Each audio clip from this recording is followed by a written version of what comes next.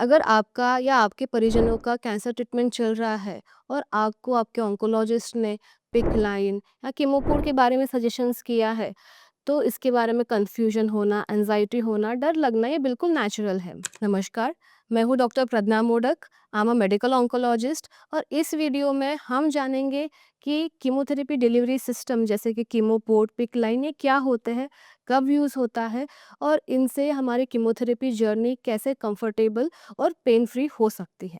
सबसे इम्पोर्टेंट बात, कीमोपोर्ट या पिकलाइन का मतलब ये नहीं होता कि आपका कैंसर बहुत ज़्यादा सीरियस है। इसका मतलब बस इतना है कि ये आपकी ट्रीटमेंट को बेटर और कंफर्टेबल बनाती है। तो पहले बेसिक से बात करते हैं, जानते हैं कि कीमोथेरेपी कैसे दी जाती है।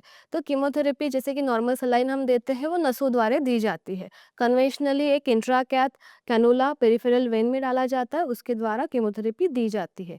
ये अभी भी किया जाता है। माइल्ड ड्रग्स होंगे या शॉर्ट ड्यूरेशन होगा कीमोथेरेपी का तो पेरिफेरल कैनुला कीमो ट्रीटमेंट के पहले डाला जाता है और ट्रीटमेंट के बाद निकाला जाता है। बट ये कैनुला जब ट्रीटमेंट लॉन्गर ड्यूरेशन का हो या फिर जो कीमोथेरेपी ड्रग्स है वो वेन्स को इरिटेट करने वाली हो या फिर एक्स्ट्रावर्जेशन रिस्क, मतलब अगर ड्रग वेन से बाहर लीक हो जाए तो बाजू के टिश्यू को ये हानि पहुंचा सकती है। ऐसे सिचुएशंस में या फिर आपकी नसें बहुत ही पतली हो तो ऐसे सिचुएशन में हमें कीमोफोर्ट, पिकलाइन, हिकमैन लाइन इस कीमोथेरेपी डिलीवरी सिस्टम्स का यूज़ करना पड़ता है, जो हमारे बॉडी के सेंट्रल वेन जो मेन नस रहती है उसमें डायरेक्टली कीमोथेरेपी को डिलीवर करती है, जिसकी वजह से वहाँ पे ब्लड फ्लो ज़्यादा होने की वजह से कीमोथेरेपी जल्दी से डाइल्यूट होती है। बाकी के नसों पे परिणाम नहीं पड़ता है। एक्स्ट्रावर्जेशन का रिस्क बिल्कुल भी नहीं होता है, मतलब कीमोथेरेपी लीक होके बाकी टिश्यू को डैमेज होने का रिस्क बिल्कुल भी नहीं होता है। और ये लॉन्ग टर्म तक हम डिवाइसेस रख सकते हैं जिससे बार-बार हमें प्रिक ना करना पड़े। तो पहले जानते हैं कि क्या-क्या ऑप्शंस अवेलेबल है। हमारे पास सेंट्रल वेनस एक्सेस के लिए PICC line which is peripherally inserted central catheter, Hickman line, chemoport ये अवेलेबल है। पिकलाइन को हम 3 से 6 महीने तक रख सकते हैं। पिकलाइन ये पेरिफेरी से यूएसजी गाइडेड लोकल एनेस्थीसिया में डाली जाती है। ये पेरिफेरल वेन में डायरेक्टली एक कैनुला जो प्लास्टिक का होता है, रबर का, आपको पता भी नहीं चलेगा, इंसर्ट किया जाता है मेन नस तक और इसका लास्ट का पार्ट बस विजिबल होता है आर्म में, जिसके लिए आपको उस पार्ट की ड्रेसिंग वीकली एटलीस्ट नहीं तो 2 वीकली तो भी करनी चाहिए ताकि इससे कोई इन्फेक्शन अंदर ना जाए। तो इससे chemotherapy, blood sample, blood transfusion, in fact total जो न्यूट्रिशन है सब हम पेरिफेरिक लाइन से दे सकते हैं और बाकी नसों में कोई परिणाम नहीं पड़ता है। ये इससे पेन भी नहीं होता है, ना ही इरिटेशंस होता है। दूसरा ऑप्शन है हिकमैन लाइन।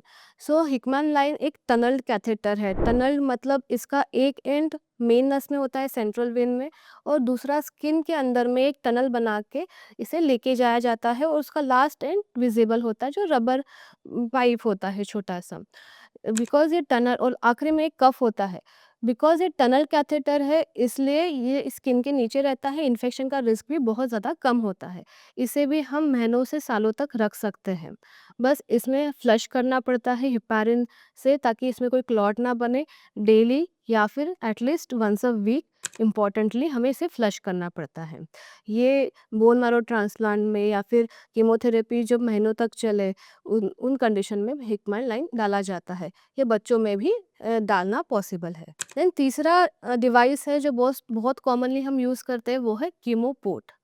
तो ये एक कॉइन शेप्ड डिवाइस होता है जो स्किन के नीचे डाला जाता है, इम्प्लांट किया जाता है। ये एक माइनर सर्जिकल प्रोसीजर है जो लोकल एनेस्थीसिया में ही किया जाता है। हार्डली 30 से 45 मिनट में ये प्रोसीजर हो जाता है और रिकवरी टाइम भी 1 से 2 दिन होता है। इसके ऊपर जब इसका जो दूसरा एंड है वो मेन हमारी सेंट्रल वेन में होता है और इसे असेस करने के लिए एक स्पेशल नीडल होती है। जब कीमोथेरेपी देनी रहती है उसके पहले स्पेशल नीडल उसमें इंसर्ट की जाती है और कीमोथेरेपी होने के बाद वो नीडल निकाली जाती है। तो ये स्किन के अंदर होता है इसलिए बाहर से दिखता नहीं है। इसलिए आपका कॉन्फिडेंस भी बूस्ट होता है। इसमें आपके lifestyle, routine activities, light exercises, swimming भी आप कर सकते हैं। इन्फेक्शन का खतरा भी नहीं है क्योंकि ये स्किन के अंदर है। कीमोपोड को हम सालों तक रख सकते हैं।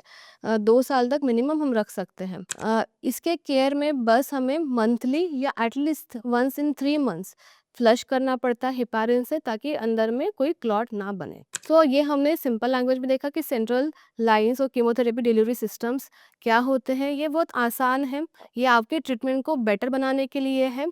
अगर इनके साथ में कभी पेन या फीवर या कुछ भी हो तो आपके ऑन्कोलॉजिस्ट से कंसल्ट कीजिए।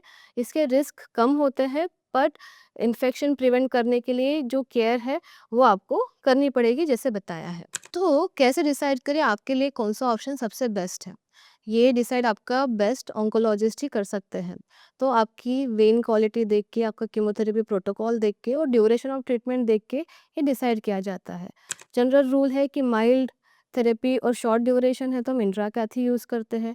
अगर मीडियम ड्यूरेशन तक है तो हमें पिकलाइन यूज़ करना पड़ता है, और अगर हमें लॉन्ग टर्म रखना है ये डिवाइसेस तो कीमोपोड और हिकमैन लाइन बेस्ट है। अब जानते हैं कुछ कॉमन मिथ्स या फियर्स है डिलीवरी सिस्टम से रिलेटेड, जैसे कि इनको लगाने से मेरा लाइफस्टाइल अफेक्ट होगा।